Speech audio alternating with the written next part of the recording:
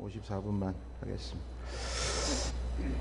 야, 이 교회는 찬양이 막 넘치는 교회, 우리 산수만 교회. 첫날은 우리 깜짝 놀랐어요. 장로님의 인기를, 장로님 한 분과 막 6, 7분인가요? 시스터, 장로님과 시스터들 막 이래가지고 특송을 하시더니, 어제는 우리 또 신호등 시스터즈, 네.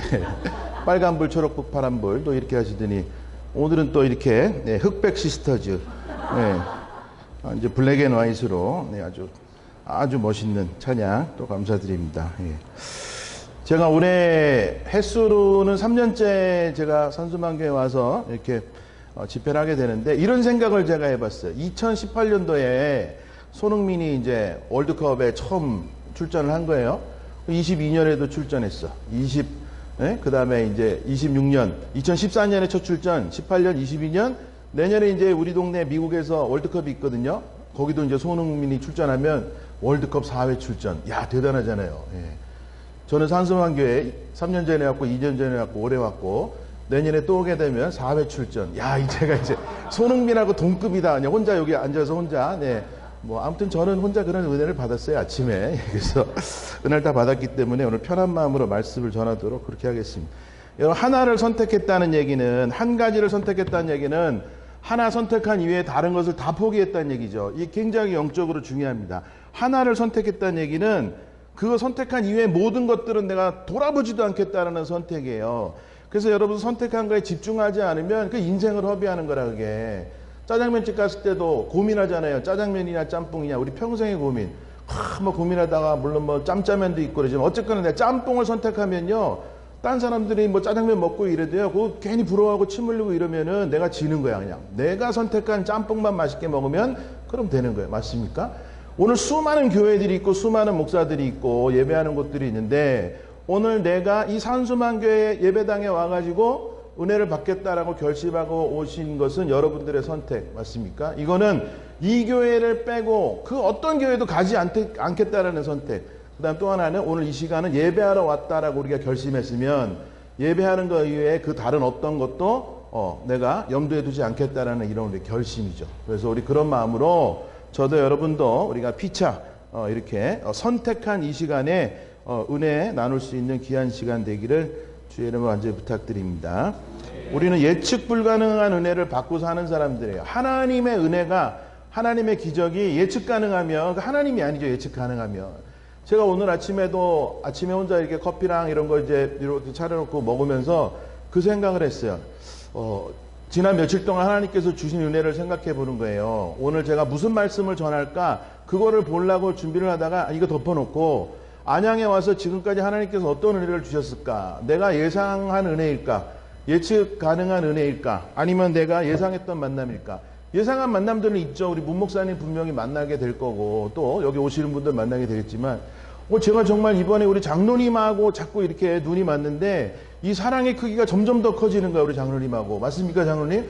장로님이 첫날 딱 끝났는데 제 손을 붙잡고 막 사랑을 고백하는 거야. 그래가지고 제가 막 심쿵했어, 심쿵. 그래서 야, 내가 잘한 것도 없는데 이렇게 저를 사랑한다 말씀해 주실까. 그러면서 아무튼 그 사랑이 커지는 것을 감격했고, 우리 준혁이가 군대가 있잖아요. 근데 군대에서도 이 집회를 봤다는 거야. 예배 끝났는데 우리 준혁이 엄마가 카톡을 보여주는 거예요. 준혁이가 오늘 예배 같이 봤다 이러면서 이렇게 목사님한테 메시지 썼다고 카톡을 보여주더라고, 어젯밤에.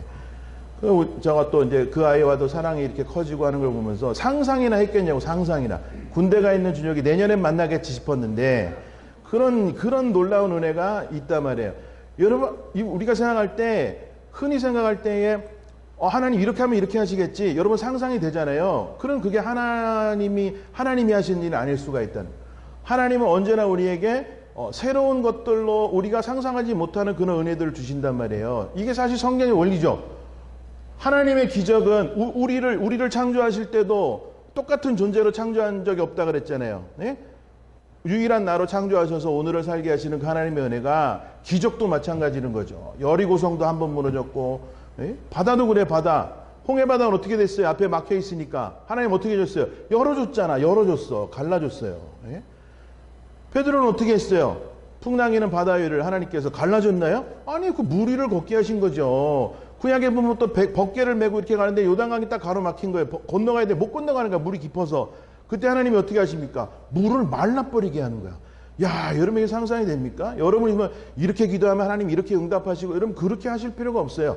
우리의 믿음이라는 것은 하나님이 어떻게 응답하실 거다라는 걸 믿는 게 아니라, 하나님은 나는 모르지만 어쨌거나 하나님이 나를 가장 사랑하시는 그 큰 사랑이 언제라 했어요. 지금 이 순간에 가장 큰 사랑으로 나에게 응답하시되, 어떻게 응답할지는 몰라. 그렇지만 하나님 아무튼 응답하신다. 아멘입니까? 몰라도 돼요. 그거 안다고 얘기하면 그런 사람들 피해 다녀야 돼요.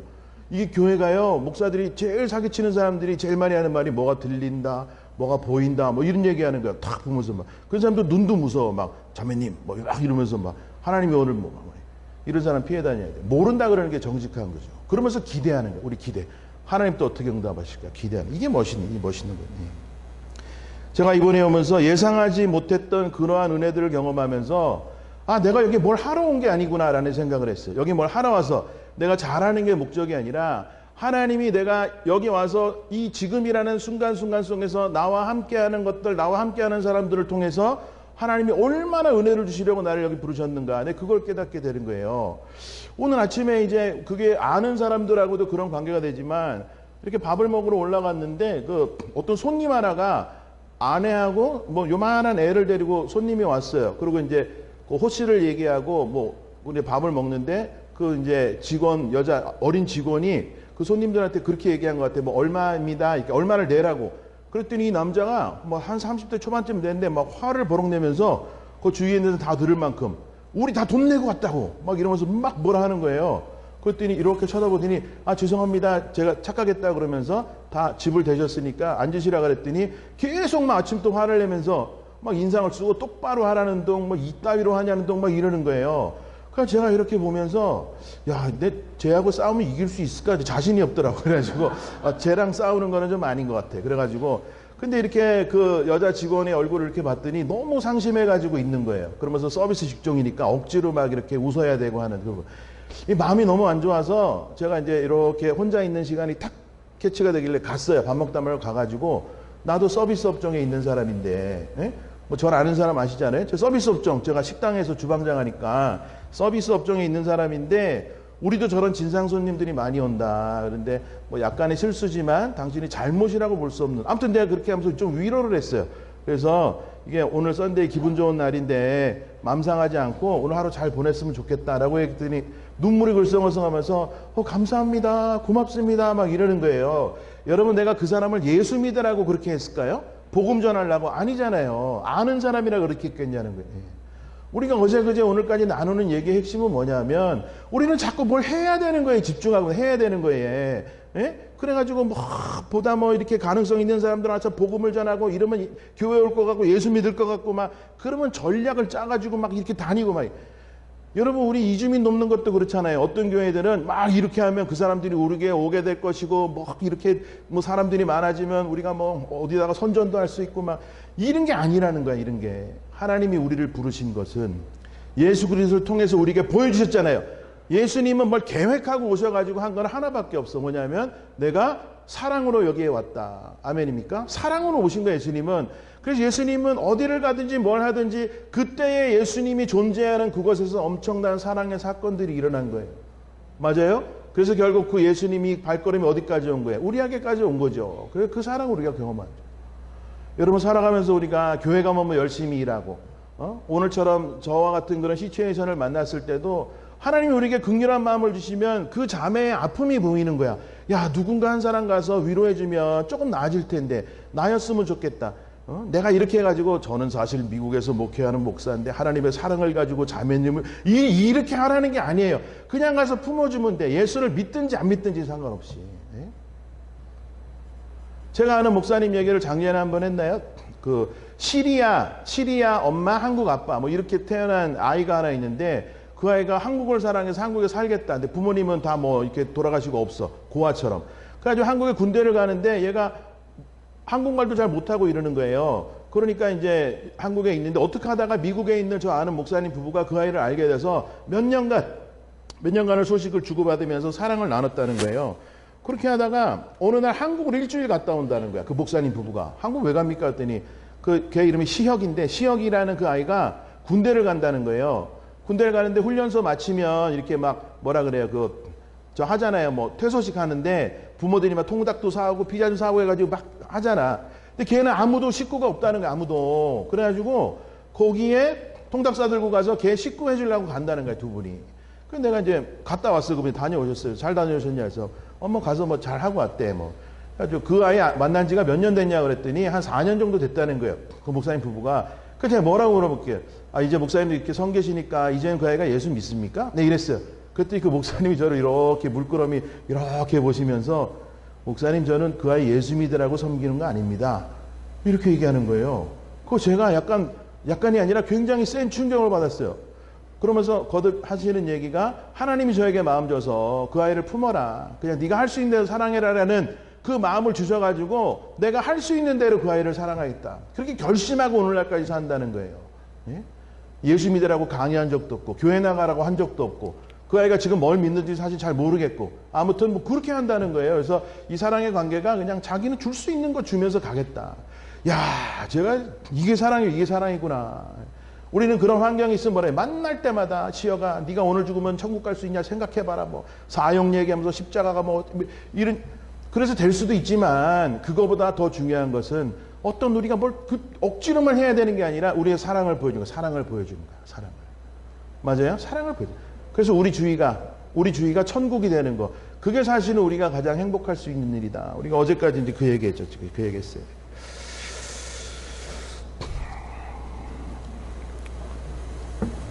자, 오늘 말씀도 참 하고 싶은 얘기가 많이 있는데요. 이 말씀 이렇게 읽으면 보통은 뭐 어디에 집중합니까? 교회 오래 다녔었던 분들은 이거 나 알지. 153마리 물고기 잡은 거. 모나미 볼펜 옛날에 153 써 있잖아요. 아세요? 모나미 볼펜 153. 그게 요 153이잖아요. 그 모나미 회장님 그 사람이 이제 예수 믿는 사람이라 이걸 어떻게 표현할까 이래서 볼펜에다 153 써놓고 아무튼 뭐 그랬다는 얘기가 있는데 우리는 이 말씀을 보면서도 자꾸 어떤 업적에 대해서 생각을 하는 거예요. 우리 가난한 인생들 예수님 디렉션 없이 살면 우리는 망하는 인생입니다. 예수님께 순종해서 저쪽에 그물 던져라 그러면 나는 싫지만 걷다 던지면 150마리 그물이 찢어질 정도로 잡혔지만 그물도 안 찢어지는 놀라운 기적을 체험합니다. 뭐 이러면 할렐루야 아멘 막 이러는 거예요. 근데 오늘 메시지가 그게 아니더라고. 저도 중학생 때 고등학생 때부터 이 본문을 수없이 봐오면서 이게 정말 하나님께 순종하면 기적을 일으키신다면 그건 줄 알았어. 어느 날 깨닫게 되는 거야. 야, 이게 아니구나. 이 말씀이 그게 아니구나. 그 얘기는 조금 있다가 또 계속 해보도록 합시다. 오늘 본문에 관한 얘기입니다. 자, 신앙생활을 잘하기 위해서는 우리가 첫날 얘기했어요. 뭔가 새로운 주제가 필요하다. 뭐 새로운 것이 필요하다. 그런 생각하지 말라 그랬잖아요. 우리가 이미 충분히 알고 있어. 신앙생활에 필요한 것은 뭔지 알고 있어요. 마치 중학교 1학년 때 국어, 영어, 수학을 배우듯 네? 고등학교 때도 국어, 영어, 수학 배우잖아요. 12년을 국어, 영어, 수학을 배우든 우리가 알고 있는 것들을 어떻게 하면 영적으로 잘하면서 그것들을 조금씩 키워갈까. 그래서 사실은 성찰할 때 5가지가 중요합니다. 5가지. 내 안에 기쁨이 있는가, 자유가 있는가, 네? 감사가 있는가, 평안이 있는가, 그 다음에 뭐의 마지막에 사랑이 있는가. 이 5가지를 항상 점검하는 거예요.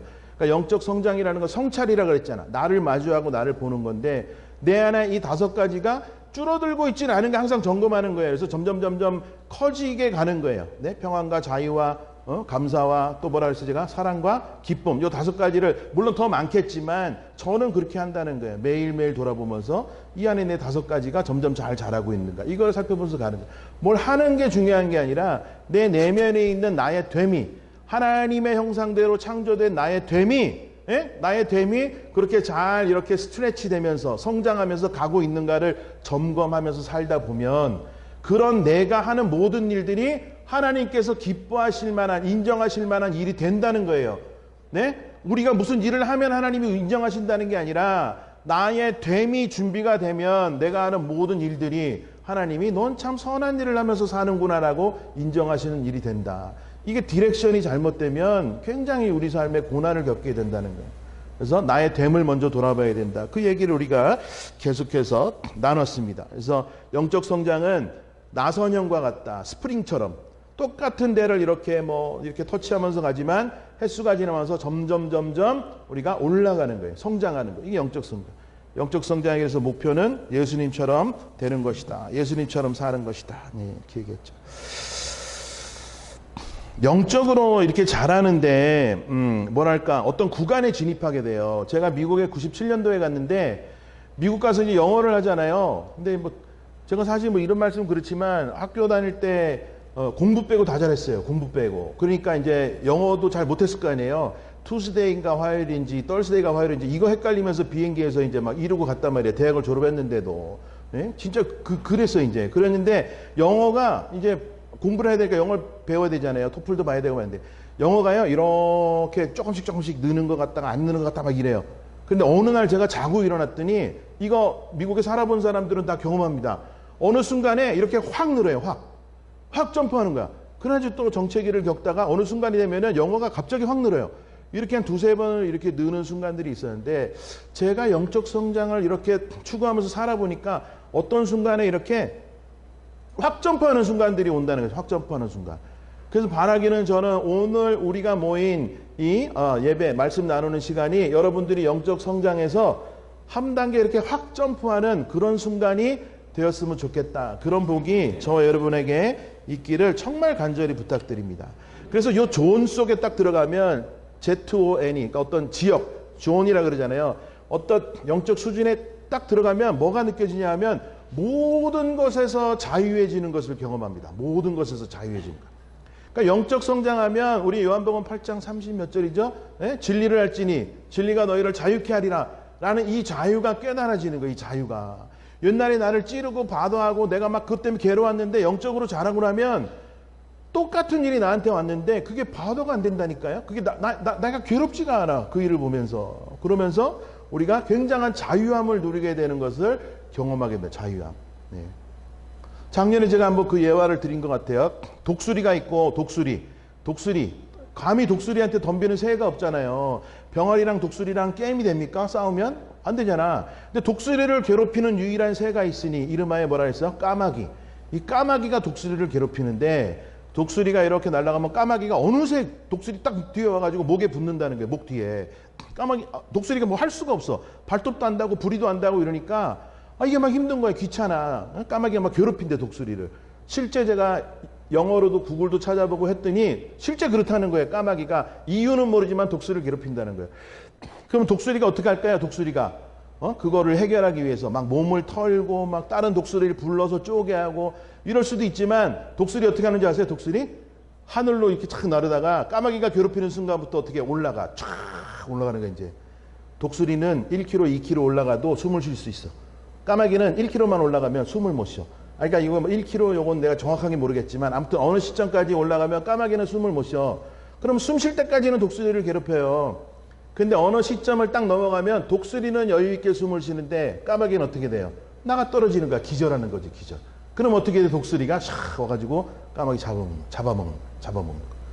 여러분 영적인 원리가 이렇다는 거예요. 우리가 어떤 미움의 문제, 괴로움의 문제, 뭐 화해의 문제, 뭐 관계에서 오는 여러 가지 뭐 온갖 문제들이 나를 힘들게 하고 어렵게 하고 막 이렇게 하는데 우리가 영적으로 자라잖아요. 예수님처럼 점점 사랑을 겸비한 사람인 거를 내가 알고 예? 나도 이제 예수님처럼 사랑을 주는 사람으로 살자. 계속해서 올라가면 그동안에 나를 괴롭히고 있던 것도 하나님 나 이 사람 용서하게 해주세요. 막 이렇게 했던 난 진짜 용서가 안 돼요. 이런 것들도 어느 순간에 딱 보면은 더 이상 나한테 문제가 안 된다니까. 다 용서하고 뭐가 없어요. 그냥 받아들이면서 보는 거예요. 그랬구나. 내가 이것 때문에 내가 왜 괴로워했지? 이러면 올라가는 거예요. 그러면서 점점 더 목표가 어떻게 돼요? 뭘 하고 이런 거에 목표가 되는 게 아니라 근데 정말 이제는 더 예수님처럼 살아야 되겠다. 예수님처럼. 그게 뭐예요? 사랑을 주는 사랑의 왕으로 살겠다는 결심하고 쫙 계속 올라가는 거예요. 이게 언제까지 올라가요? 죽을 때까지 올라가지만 육신의 생명을 다 하고도 이거 그치지 않는다 그랬어요. 그죠? 안 그쳐요. 천국에 들어가는 순간에도 우리 영적으로 계속 자라는 거야. 계속 자라. 거기서는 속도가 더 빨라지겠죠. 왜? 예수님이 도와주니까. 얼굴과 얼굴을 대면하며 예수님 도와줄 거 아니에요. 이렇게 해봐라. 이렇게 하자. 나랑 같이 하자. 더 자라가는 거예요. 이게 얼마나 아름다운 삶입니까? 얼마나 아름다운. 영적으로 자라요. 제가 개런티 한다 그랬죠. 영적으로 자라면 모든 문제가 해결된다. 여러분 믿습니까? 네, 다 해결되는 거예요. 해결되지 않는 거. 그래서 이 자유로움은 저는 낭만이라고 표현해요. 낭만. 어떤 이제 영적 단계의 수준이 올라가면 우리 스스로가 낭만 있는 사람이 돼요. 그래서 비호감이 호감된다 그랬잖아요. 어저께 저랑 식사하시면서 우리 찬양님도 하신 안수 집사님의 장모님이라 그러셨어요. 그죠? 장모님. 네. 제가 묻지도 않았는데 뭐라는지 알아요? 딱 보더니 우리 문 목사님은 매력이 있으세요. 이러더라고. 직접 들어보신 적 있나요, 목사님? 우리 저 권사님한테? 있으세요? 네. 없는 것 같은데, 표정이. 네. 자, 아무튼 저한테 그러시더라고요. 매력이 있어요. 그래서 제가 뭐라 그렇게 해서 제가, 저도 알아요. 이제, 그래서 이제, 어쨌거나, 매력이 있다는 거예요. 여러분, 매력이 있다는 거는 뭐, 재주가 많고, 사람이 원래 착하고, 뭐, 이럴 수도 있지만, 여러분, 목사가 매력 있기가 사실 쉽지 않습니다. 예? 목사들이 가지고 있는 병이 뭐가 있어요? 자꾸 정답을 주려고 그래, 정답을. 이 사람은 공감을 원하면서 목사인 나에게 얘기를 하는데, 우리는 뭐가 이렇게 탁 들어보면요, 뭔가 신령한 정답을 줘야 돼. 자매님 얘기 안 해도 돼. 내가 이제 다 파악했어. 이러면서 이제 성경 구절 대가면서 네 안에서 해답을 찾아라 어쩌라 이러면서 막 정답을 주는 거예요. 그러니까 공감을 원했던 그 성도들이 그다음부터 목사님 안 찾아갑니다. 그다음부터는. 네? 그다음부터 안 찾아가. 점점 이제 비호감이 돼가는 거예요. 근데 목사가 정말 호감이 있고 매력이 있다는 얘기는요. 사랑이 있다는 얘기, 사랑이 있다는 얘기 맞습니까? 우리도 그렇잖아요. 우리도. 제가 산소만교회 성도님을 이제 3년간 이렇게 봐오면서 보니까 참 매력적이야. 올해 처음 본 우리 서 목사님도요. 제가 금요일 날 보고 토요일 날 봤는데 저분이 참 매력적인 분이더라고. 아시나요? 네. 한 몇 분은 아멘 안 하는데 목사님. 참 매력적인 분이야. 그래가지고 제가 문 목사님한테 그얘기했어요. 야, 저 목사님 어디서 만나셨어요? 그랬더니 자기가 마음에 들어서 목사님 나랑 같이 살아갑시다. 먼저 얘기했다는 거예요. 매력이 있는 거죠. 제가 안 봐도 알 것 같아요. 저분의 삶이 영적으로 정말 예수님 닮고 싶다는 그런 열망이 서 목사님에게 없다면 매력적일 수가 없다는 거예요. 마찬가지죠. 성도들도 마찬가지예요. 성도들도. 네. 저는 영적으로 막 이렇게 중고등학생들하고 또 그런 부탁을 드리고 싶어요. 우리가 신앙생활 할 때 막 경직되고 막 왠지 뭐 이렇게 장례식 같은 분위기의 예배 막 이런 거 우리 별로 원하지 않잖아요. 정말 축제. 하나님이 우리와 함께 하시고 사랑하는 사람들이 모여가지고 정말 신나게 축제하는 거죠. 신나게 축제 막 이렇게 하는. 그게 얼마나 아름다워요. 그래서 우리 중고등학생들도 정말 내가 예수님 닮고 싶다. 이 소망 하나 가지고 살면요. 다 되는 거예요. 다. 여러분 이 부모들은 착각합니다. 부모들의 역할은요. 안전한 포구가 되어주면 돼요. 안전한 포구. 부모의 역할은 안전한 포구예요. 애들이 세상에 나가서 항해할 때 우리가 같이 항해해 주지 못해요. 하나님께 기도하는 거는 하나님 이 아이들이 이 풍파많은 세상 속에서 항해하고 떠돌아다니고 막 이럴 때에 유리하고 방황하지 않도록 방향을 잡고 잘 갔도록 하나님께서 도와주세요라고 기도하지만 우리는 할 수 없어. 왜? 우리가 애들하고 학교 같이 다닐 수 있나요? 얘들이 누구를 만나든지 뭘 하는지 알 수가 없어요. 그러니까 하나님이 하시는 영역이고 우리는 안전한 포구가 돼요. 안전한 포구. 안전한 포구는요. 그 배가 들어오지 않으면 아무 쓸모가 없어요. 아이들이 우리와의 갈등 속에서 떠나가 버리면은 그러면 우리가 평생 후회하면서 사는 거야. 서로 간에 평생 후회하면서 사랑하는 관계인데. 엄마 아빠들에게 한번 물어봅시다. 뭐 나이가 적든 많든 아이들이 우리 부모를 안전한 포구라고 생각을 할까요? 언제든지 내 부모한테 가면 우리 부모님은 나를 품어주고 거기에 가면 난 쉴 수 있다. 막 격변이 있는 세상 속에서 살다가도 내 엄마한테 내 아빠한테만 찾아가기만 하면 나는 거기서 정말 쉼을 얻는다. 그런 부모님들 있으세요? 그런 부모님들? 그런 부모 되기를 강구해야지. 소망하며 나가야지. 자녀들이라고 한 번 앉아도 자꾸 찌르는 거야. 너는 지금 뭐 몇 달 만에 온 거냐 이게 그래도 최소한 한 달 만에는 찾아와야지. 너는 어떻게 6개월 만에 왔는데 빈손으로 덜렁거려. 뭐 찌르고 막 이러면요. 애들이 아이씨 괜히 왔네. 다음부터 안 와. 안전한 포구가 아니야 거기는. 가면서 더 신경 쓰면서 가는 거야. 막. 안전한 포구는요. 포구가 하는 역할이 뭐예요? 없어요. 포구가 하는 역할은. 그냥 배가 들어왔을 때 들어왔구나 품어주는 거예요. 저쪽에는 파도가 치고 이래도 여기 오면 그 배는요 그냥 편안하게 잘 수 있는 그게 안전한 포구인 거예요. 여러분 아이들이 왜 거짓말합니까? 부모에게 왜 거짓말해요? 안 들어주거든 부모가. 무슨 얘기? 너 똑바로 말해. 너 똑바로 말하면 싫어하거든 부모가. 너 내가 걔랑 만나지 말라 그랬지. 부모가 제일 하면 안 되는 얘기가 뭐예요? 너 진짜 어떻게 이렇게 엄마를 실망시키니? 엄마는 그것 때문에 실망했을지 모르지만 그 아이는 평생을 가슴에 생채기가 난 채로 살아갑니다. 내가 엄마한테 실망을 준 존재구나. 회복이 안 돼. 회복이 안 되는 거예요. 여러분 정말 그걸 원합니까?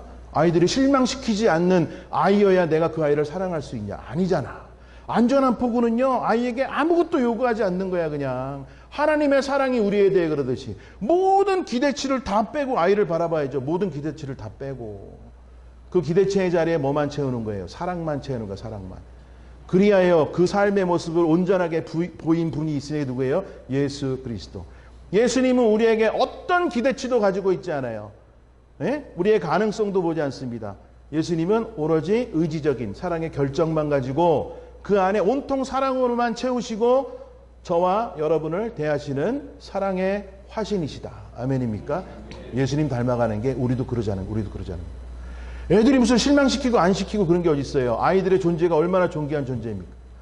어제 우리 김성광 선교사님 오늘은 뭐 예배가 있으셔서 못 오셨지만 이 얘기 해도 되나요? 그냥 내용만? 그 아들이 있는데 2달 만에 뇌수술을 하고 막 이렇게 해가지고 21살 몇 개월째에 천국을 먼저 간 아들이 있어요. 지금 그 밑으로 또 아들, 딸이 또 있지만 그 얘기를 하시면서 막 여러 가지 이야기들 이제 나누시는 거예요. 여러 가지 얘기 나누시는데 그 사랑이 정말 그 사랑이 우리는 어떻게 보는지 아세요? 동정한다며 동정애를 보면 목사님 우리 이렇게 아주 정상적인 그러니까 세상이 얘기하는 정상적인 그런 자녀가 아니고 그 장애를 가진 아이를 이렇게 데리고 그 사람은 얼마나 힘들었을까? 여러분 이건 사랑이 아니고 동정이에요. 동정. 여러분 우리는 이제 동정으로 바라보면 동정으로 내 자녀가 장애가 있다고 생각해 보세요. 저희 큰형님이 아들이 둘인데 둘 다 자폐야. 얼마나 기가 막혀. 얼마나 기가 막혀요. 형수가 4번을 유산하고 5번째 임신을 해서 나이 40 다 돼가지고 애를 낳는데 걔가 자폐래. 1년 지났는데 4년 후에 둘째 아들을 또 낳는데 걔가 또 자폐라는 거예요. 우리가 막 가족이지만 막 미치겠는 거예요. 야 형은 어떻게 살까? 형수는 얼마나 힘들까? 그래서 어느 날 형하고 얘기를 하는 거예요. 형하고 또 가가지고 형 진짜 힘들지? 야 난 하나도 안 힘든데 식구들이 나한테 오면 내가 힘들다 이래요. 왜 그랬더니 나는 내 사랑하는 아이들 장애가 있거나 없거나 우리 형이 뭐라냐면 너 네 딸 우리 딸이 얘나인데 너 얘나 사랑하지? 사랑한다. 너 얘나 누구랑 바꿔? 안 바꿔 나는. 그랬더니 형이 뭐라는지 알아? 야 우리 두 아들 얘나 100명 갖고 와도 나 안 바꿔. 여러분 이게 기대하지 않는 결정된 사랑이에요. 이게. 네? 그게 부모의 사랑이어야 되고 예수 믿는 사람의 사랑이어야 된다는 거예요. 예수님이 우리를 그렇게 사랑하셨다는 거예요. 근데 교회는 그렇게 안 가르쳐. 이쁜 짓을 해야 하나님이 사랑하지 예은아. 이쁜 짓을 해야. 그렇게 가르치는 거예요. 그럼 사람들이 그런 줄 알아. 이쁜 짓이 뭐예요? 그럼 4가지 또 얘기해. 주일 성수해야지. 그럼 뭐라 그랬어요? 정직한 11조. 3번째 술 담배 안 해야지. 그리고 교회에서 봉사 하나 해야지. 그 예은이는 하나님께 사랑받을 만해? 맞잖아. 주일날 빠질 수 있겠어. 엄마 아빠가 다 목사인데? 그 주일 나오지. 너 11조 해야 해. 11조 할 거 아니야. 술 담배 나가서 하는지 안 하는지 모르겠지만 어쨌거나 안 하게 생겼어. 멀쩡하게. 안 하고. 교회 봉사 피아노 치고 그러면요. 완벽한. 그런데 그게 예은이를 정말 행복하게 해줄 수 있는 거 아니라는 거예요. 그럴 수도 있지만 아닐 수도 있다. 여러분 우리가 착각하면 안 돼요. 우리가 내가 결정하지 않고 내가 정말 뭐가 베스트인지 생각하고 살아가면 우리는 이용당하고 사는 거야. 이용당하고 평생을. 그러고 나서 뭐가 됐니 안 됐니 난 이렇게 헌신했는데 하나님이 왜 나한테 응답을 하니 하나님 있니 없니 막 이런 소리 해봐서 하는. 우리 목표는 그게 아니에요. 목사가 영적으로 성장하는 목사야. 계속 성도들에게 양심적으로 전 여전히 부족합니다. 그렇지만 지금도 포기하지 않고 예수님 닮아가려고 저도 노력합니다. 많이 부족하지만 이쁘게 봐주세요. 그렇지만 여러분들도 같이 노력하면 좋겠습니다. 이렇게 하면서 가는 게 정직하고 좋은 목사죠. 우리 문찬선 목사님 맞습니까? 네. 아멘이잖아. 네, 이게 정말 복이에요. 네. 기대치를 가지고 사람을 바라보면요, 이거 안 되죠. 부부간에도 맨날 싸우는 거야. 부부간에 싸우는 거 뭐예요? 기대치 못 내려놓아서 싸우고 또 하나 뭐라 했어요? 공평성 따지면서. 공평성. 내가 잘했니? 네가 잘했니? 이러면서. 네. 당신은 집에 있으면서 이게 집안꼴이 이게 뭐야? 이러면은. 당신이 육아를 해봤어? 이게 얼마나 어려운지 알아? 사로 지가 어렵다고 막. 야, 나가서 돈 버는 거는 어디 가서 내가 굽신굽신 좋아해야 되고, 그건 쉬운지 아냐? 이게 답이 안 나오는 거야. 사랑의 특징 뭐라 했어? 예수님 사랑의 특징 여러 가지 중에 한 가지가 더 주지 못해서 미안한 마음. 이게 예수님의 마음. 지금도 날 위해 간구하심, 찬송의 가사지만. 예수님 지금도 우리를 그렇게 사랑하시잖아요. 예수님 생색을 내지 않아요. 예수님. 우리와 공평성을 따지지 않습니다. 예수님과 우리가 공평성을 따진다고 생각해 보세요. 우리 괴로워서 못 살아요. 맞습니까? 공평성을 따지지 않아. 예수님이 우리에게 공평성을 따지지 않는 거예요. 그러면서 그냥 사랑하시는 거예요. 너는 나를 사랑하든 말든 네 사랑이 줄었든 어쨌든 난 상관없어. 나는 그냥 너를 사랑할 거야. 라는 그 예수님의 사랑. 이 얼마나 자유롭고 낭만적이고 멋있습니까? 예수님의 사랑. 근데 우리 부부간에도 안 그러고요. 자녀를 보면서도 너는 어떻게 키웠는데? 얘 어떻게 키웠어요? 어떻게 자녀들을? 우리가 뭐 키우기는 어떻게 키워요? 기껏 해봐야 애들 학비나 대줬지 뭐 어떻게 키워줬습니까? 우리가 애들을. 맞아요? 애들이 지들이 고민하면서 막 크는 거야. 그런 애들한테 대놓고 무슨 뭐 엄마는 실망시켰니? 뭐 저 집 아들 봐라. 뭐 이래가면서 막 이러고 이제. 게다가 이제 뭐 은퇴해서 부모님들이 이제 대우받을 나이 되면 이제 대접받으려고 그러는 거야. 더 주지 못한 거에 미안해하지 못하고 저것들은 내가 이렇게 키워놨는데 용돈도 안 주고 뭐 이러고 뭐 여전히 뭐 나를 뭐 이렇게 하고 뭐 이러고. 이거 아니죠. 아니죠. 결심하시기 바랍니다. 죽을 때까지 어느 시점이 없어. 죽을 때까지 나는 그냥 더 주지 못해 미안한 마음으로 내 자녀를 대하겠다. 아멘. 여러분 그런 관계가 회복되는 관계가 회복되고 점점 사랑으로 가는 그 아름다운 관계죠. 아름다운 관계.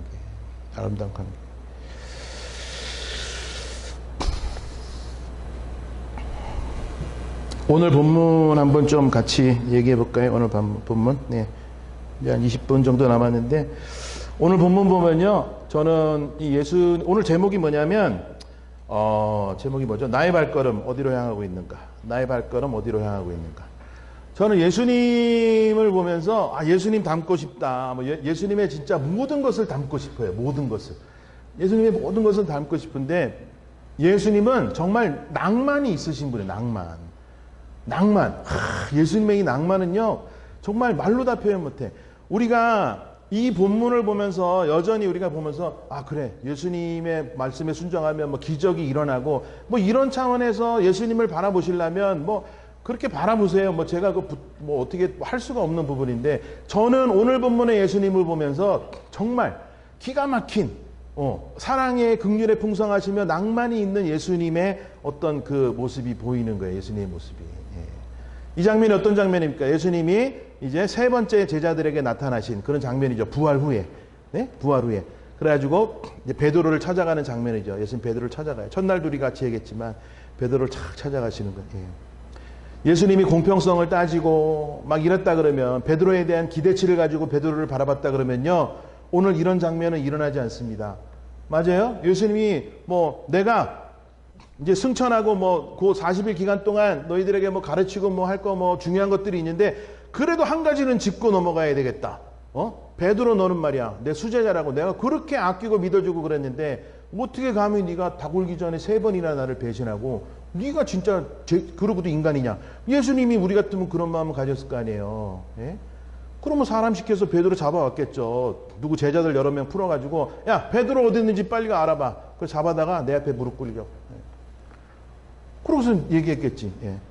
야 내가 널 위해서 십자가 져줬어. 너 알아? 근데 너 잘못했잖아. 근데 나는 정말 사랑과 긍휼이 많은 사람이야 나는. 그러니까 내가 이번 한 번만 용서해 줄게. 너 이제 남은 생에 날 위해 살 거야 안 살 거야? 우리 같으면 그럴 거 아니냐고. 예수님 그러지 않았어. 베드로가 그 전에도 만났잖아요. 제자들 모여있을 때 베드로가 예수님을 이미 만났어. 부활한 예수를. 근데 베드로가 슬그머니 바닷가에 간 거야. 왜? 예수님하고 이제 도저히 볼 면목이 없어. 나는 예수님하고 공평성을 따져봐도 이제 예수님 곁에 난 갈 수 없는 사람이야. 예수님이 나를 버린다 그래도 난 할 말이 없고 어디 가서 예수님이 막 설교 예화를 하시면서 베드로란 놈이 있었는데 그 인간 같지도 않다. 이렇게 얘기해도 나는 당연한 존재야 라고 생각하고 베드로는 바닷가 간 거예요. 예수님의 관심은 어디 있었는가? 오늘 제목이 그 제목이죠. 나의 발걸음 어디로 향하고 있는가? 예수님의 발걸음을 누구를 향하고 있는 거예요? 누구를 향하고 있어요? 의심했던 도마를 향해서 베드로 만나기 전에 도마를 찾아갑니다. 그래서 도마에게 보이시는 거예요. 야, 너 나 의심했는데 너 이거 보고 너 이제 믿어 안 믿어? 이게 아니라 베드로야, 네가 그걸 안 봤으니까 의심할 만하지. 그렇지만 저는 그렇게 생각해요. 베드로 혼내러 간 게 아니라 이제는 봤으니까 이제라도 이제 믿고 우리 한번 우리 사랑으로 잘 살아보자. 전 베드로가 그랬다고 생각해요. 아니 도마에게 가신 게. 그리고 그 발걸음이 이제 베드로에게 향하시는 그 바쁜 일이 많은데도 딴 데로 향하지 않으시고 예수님의 발걸음은 넘어져 있고 지쳐 있고 죄책감에 사로잡혀 있고 막 이렇게 있는 우울감에 사로잡혀 있고 디프레션에 빠져 있는 그 베드로를 찾아가신 거예요. 생각해 보세요. 그 발걸음을. 예수님의 관심이 뭐에 있었냐면은 베드로가 제발 나랑 만났으면 좋겠다. 베드로가 피하지 않았으면 좋겠다. 내가 거기 갔으면 있었으면 좋겠다. 베드로가 제발. 나는 그랬을 거라고 생각해 예수님이. 그리고 간 거야 거기를. 딱 갔는데 예수님 보니까 베드로랑 다른 사람들이 물고기 잡고 있어요. 딱 그러니까 예수님. 그 다음부터 이제 막 급하게 하지 않아요. 그 다음부터는 낭만이야. 이제 쫙 불을 떼시고 거기다가 베드로 만나서 이제 이렇게 먹으면서 이야기하려고 예수님이 이제 준비를 하시는 거예요. 빵도 굽고 떡도 굽고 막 이렇게 하시면서. 또 한 가지 제가 감명 깊게 봤던 거는요. 예수님은 일방적으로 예수님이 할 수 있는 기적을 탁 베푸시고 너희들은 가만히 있어라. 내가 기적을 베풀겠다. 이런 분이 아니에요. 예수님은 항상 우리랑 같이 하는 걸 원해요. 같이 하는 거. 여기 있잖아요. 함께라서 행복합니다.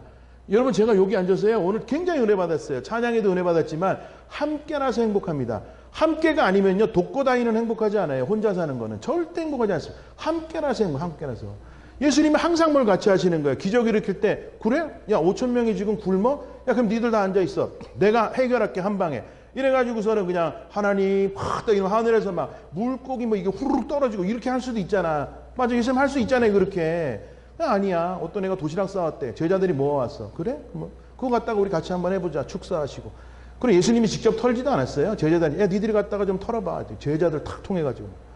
예수님이 그 엄청난 오병이의 기적을 일으키실 때에 제자들도 참여시키고, 그 다음에 물고기 가져온, 도시락 가져온 그 아이들 참여시키가지고 항상 그렇게 하시는 거예요, 예수님이. 그래서 수고하고 무거운 짐진 자들아 다 내게로 오라. 내가 너의 짐을 대신 져주겠다라고 안 하시잖아요. 뭐라 해야 돼요? 나의 멍에를 같이 메고 같이 가자. 나는 온유와 겸손한 자니 이제 내 멍에를 같이 지고 가면 너희의 그런 짐이 조금 고통이 줄어들 거야. 왜? 내가 너희랑 고통을 같이 나눠서 지니까. 여러분이 아름답지 않습니까? 아름답지 않습니까? 우리는 때때로 예수님의 기적을 너무 원하는 거야. 예수님, 나는 어떻게 할 수 없으니까, 난 아무것도 안 할 테니까 예수님 단번에 해결해 주세요. 그 홍해바다 건널 때도 그때 홍해바다 건널 때 홍해가 막혀 있어요. 출애굽기 뭐 14장인가 15장인가 뭐 나오잖아요. 그래가지고 모세가 사람들 보면서 뒤돌아보면서 뭐라 그래요? 이제 찬양죠. 너희는 가만히 있어 주가 하나님 내 말지어다. 저는 이 찬송 절대 안 부릅니다. 왜냐하면 이거는요 믿음의 찬송이 아니에요. 왜냐하면 모세가 그렇게 했거든. 사람들한테 너희는 가만히 있어라. 주님께서 이제 엄청난 일 행하실 걸 봐라. 그 성경 그 다음 구절에 뭐라고 나오는지 아세요? 하나님이 모세야 너의 믿음이 네 민족을 구원했다 이러면서 내가 바다를 가르리다 이렇게 안 합니다.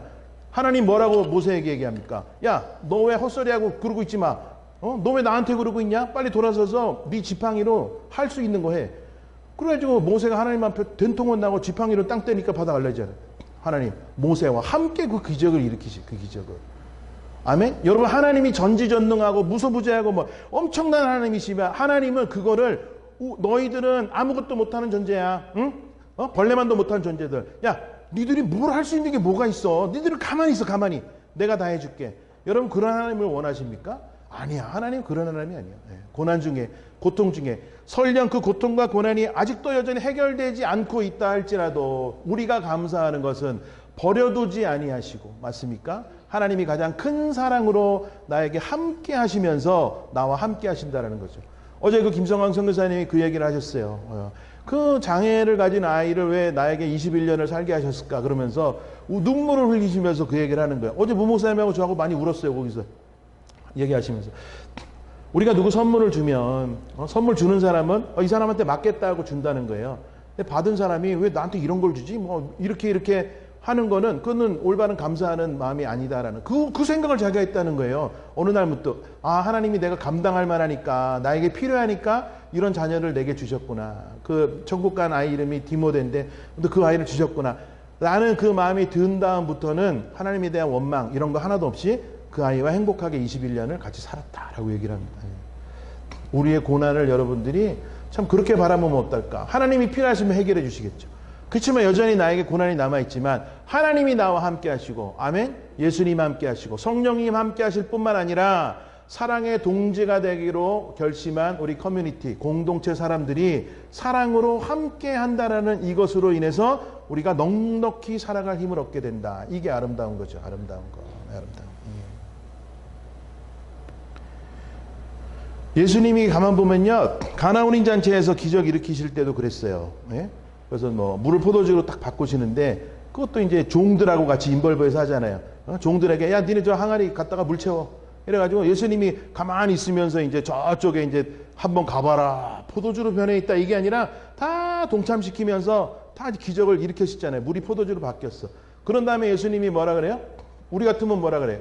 우리 같으면 예수님이 어느 교회 담임 목사야. 그러면 은근히 이제 자랑하고 싶으니까 야, 그 병 들고 다 따라와. 항아리 들고 잔치 제일 중간에 가가지고 전부 다 맛보세요 이러면서 이건 내가 만든 거예요. 기적으로 뭐 이럴 거 아니에요. 예수님 뭐라 그래? 야, 이거 내가 했다고 절대 얘기하지 마. 왜 그러셨을까? 왜? 그 잔치의 주인이 그 혼주들인 거를 알았기 때문에 혼인잔치의 혼주들.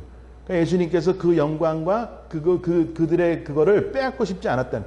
이게 저는 보면서 이게 겸손이구나. 이게 겸손. 할 수 있는 거를 다 하지만 생색을 내지 않고 내가 드러나지 않으면서 주목받아야 될 사람을 주목받게 해주는 이 아름다운 겸손.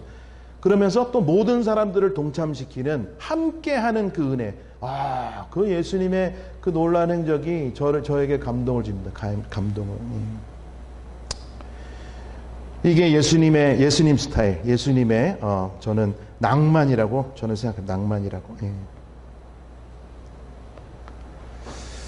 가늠하다 잡혀온 여인에게도 그랬죠. 나 너 정죄하지 않는다. 예수님 찌르지 않는 거예요. 요번에 키워드가 여러 가지가 있지만 저는 오늘 주일 예배 여러분과 마지막으로 나누고 싶은 얘기는 우리가 정말 사랑의 사람으로 살겠다라고 결심하면요.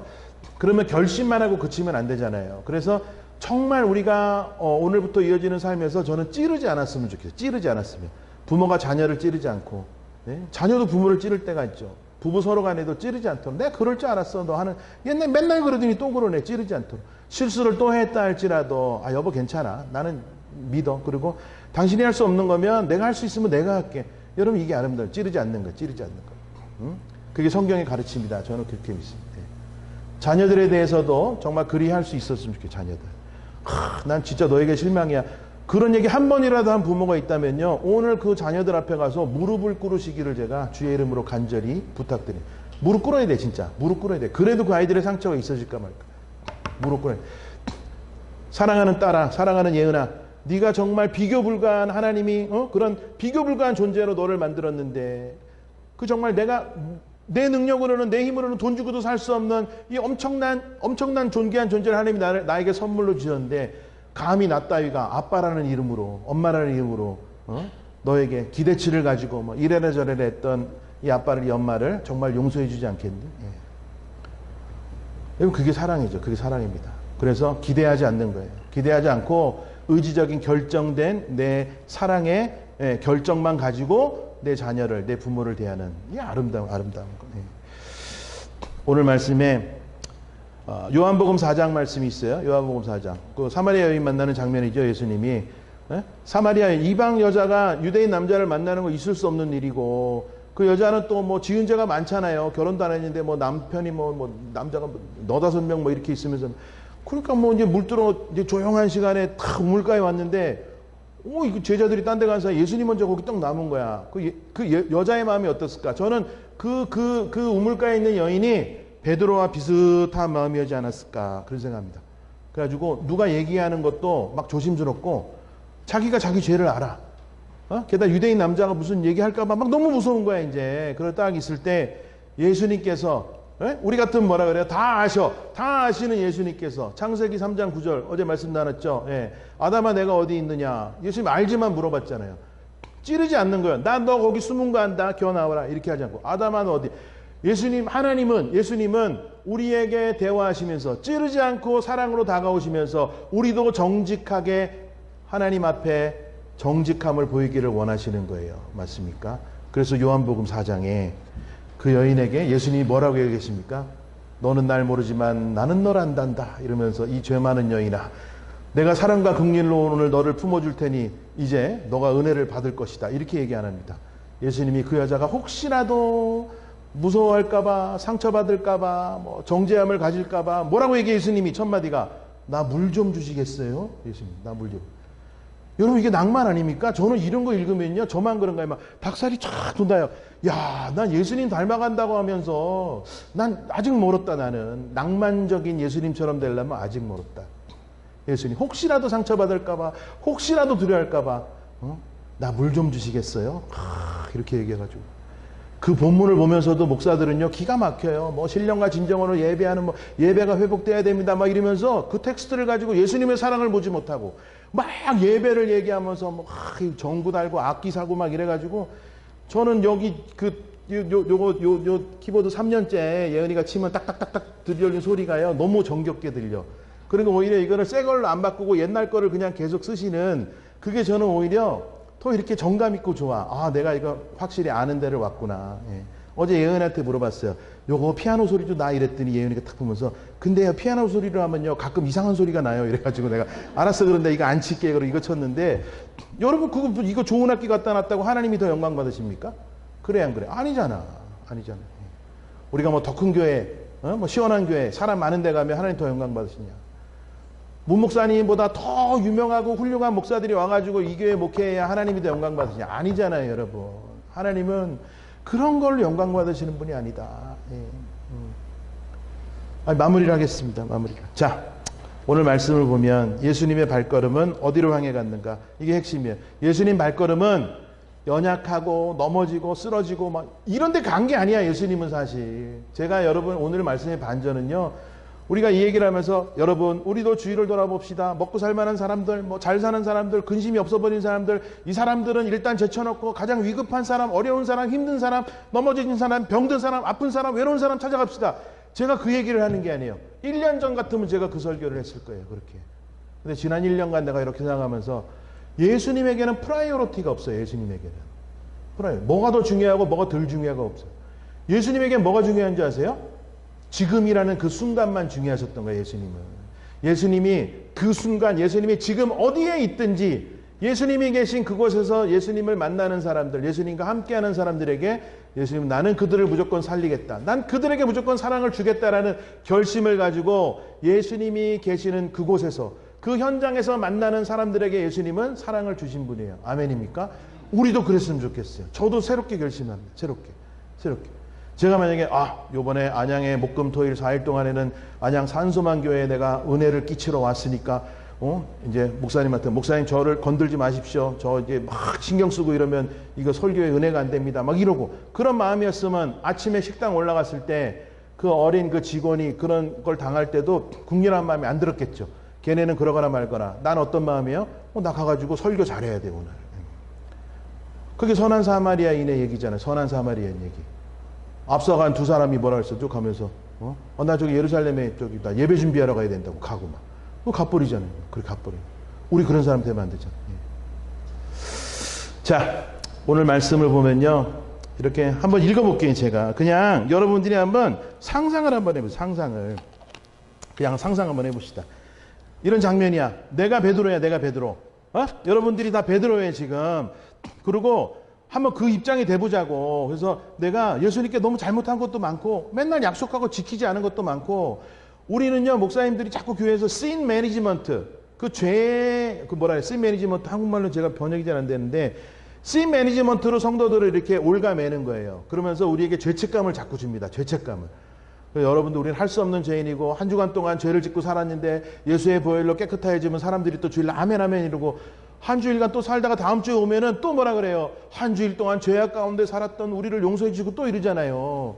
여러분, 이게 무한 반복이에요. sin management. 이게 죄에 대한 무한 반복. 여기 벗어나야지. 우리가 사랑의 사람이 되기로 결심하고 나면요, 이 sin management에서 벗어날 수 있습니다.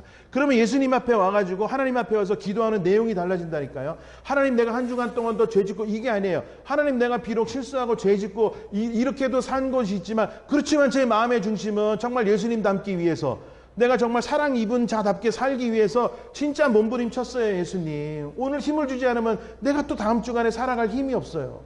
그리고 내가 잘한 거는, 예수님 나 잘했죠. 이게 얼마나 더 아름답습니까? 예수님, 내가 못한 것도 있지만 난 잘했죠. 우리 딸이 그래요. 뭐 혼날 일이 있으면 뭐 하나 금방 이렇게 그림 같은 거 이게 딱 그려가지고 엽서 딱 만들어 와. 그래가지고 이제 혼날 거 알거든. 너이 씨 이러면은 딱 내밀면서, 아빠 이쁘지? 딱 이래. 그럼 이제 그거 보고 이제 혼낼라 그러다가도 그냥 그래 이쁘다 이래 넘어. 저 하나님이 가끔은 그런 하나님이라고 생각해요. 내가 비록 죄도 짓고 뭐 이렇게 실수하고 살지만, 우리 하나님 집이잖아요. 이게 아버지 집. 아버지 집에 겁내고 옵니까, 우리가? 기쁜 마음으로 와서, 아빠, 내가 다 잘못했어도 요거 한두 가지 잘했잖아. 그럼 아버지가 모른 척하고, 그래, 내가 봐줄게. 예. 나 하나님 그런 하나님이었어요. 그런 하나님이었어요. 그런 하나님.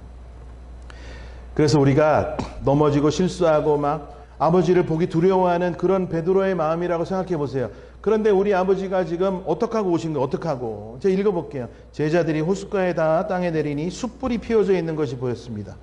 불 위에는 생선이 놓여 있었고 빵도 있었습니다. 그때 예수님께서 너희가 방금 전에 잡은 생선 그것도 가져와. 맞잖아요. 또 동참시키는 거예요. 나만 음식을 준비하는 게 너희들 잡은 게 있으면 가져와. 근데 그때 예수께서 그렇게 말씀하셔서 시몬 베드로가 배에 올라가 그물로 호숫가에 끌어당겼습니다. 그물은 큰 물고기로 가득했습니다. 153마리가 되었대요.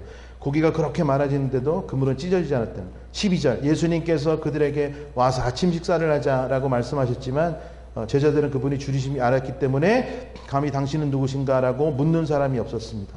여전히 제자들은 경직된 마음으로 이렇게 있는 거예요. 근데 13절 예수님께서는 가셔서 빵을 가져다가 제자들에게도 주셨고 생선도 주셨습니다. 야, 그 빵과 생선을 그 부드러운 상황을 만들어 주시면서 그걸 누굴 줬다는 거예요. 이게 우리를 주셨다. 우리를 만나는 그때 찌르지 않고 정죄하지 않고 기대치를 가지고 내가 오늘 이렇게 했으니까 넌 앞으로 갚으면서 살아라 이런 얘기도 안 하시고 야 아무것도 중요하지 않아. 내가 이거 준비해 왔으니까 니들 준비한 거랑 우리 같이 먹고 어울려서 또 잘 살아가 보자 여러분. 아멘입니까? 아멘? 아멘. 그 베드로를 만나셨던 그 주님의 발걸음이 우리에게도 와서 만나주셨고 한 번의 만남으로 끝나고 우리에게 생색내시는 분이 아니라 그 좋으신 하나님께서 영이신 하나님께서 우리가 살아가는 지금이라는 이 순간에도 함께 하시며 우리의 가정에 우리의 공동체에 함께 하신 하나님인 줄 믿으시기 바랍니다. 2000년 전 십자가가 가장 큰 사랑으로 우리에게 다가온 사랑이 아니라 그때는 십자가가 가장 컸지만 지금 이 순간에 내가 필요한 것을 아시고 더 커진 그 하나님의 사랑이 더 주지 못해 미안한 마음에 그 주님의 마음이 우리와 함께 하시면서 우리와 함께 애통해 하시고 우리와 함께 기뻐하시며 그러면서 우리에게 부탁하시는 것 하나가 있으니 그게 뭐예요? 요한복음 13장 34절의 말씀 너희가 서로 사랑해라. 내가 너희를 사랑한 것처럼 너희도 서로 사랑해라. 아멘입니까? 우리 사랑의 축제 오늘 시작을 이렇게 말씀잔치로 이렇게 하게 된 것이 참 저에게도 영광이고 참 큰 기쁨입니다. 앞으로 한 달 동안 여러 가지 사역들이 있는데 여러분 일을 한다고 생각하지 마세요. 정말 우리가 같이 말씀 은혜 나누는데 하나님 나를 그런 존재로 지으셨구나. 우리가 그런 존재이구나. 그러면요 거기에 감사하기만 하면 그 다음부터 우리 교회가 하는 모든 일들이 하나님이 기뻐하시는 일이 될 수밖에 없다. 아멘. 네. 그래서 그 은혜로 우리가 같이 또 하나님 앞에 온전히 나아가는 또 이 축제의 기간 또 우리의 남은 삶이 되어지기를 주의 이름으로 간절히 부탁드립니다. 네.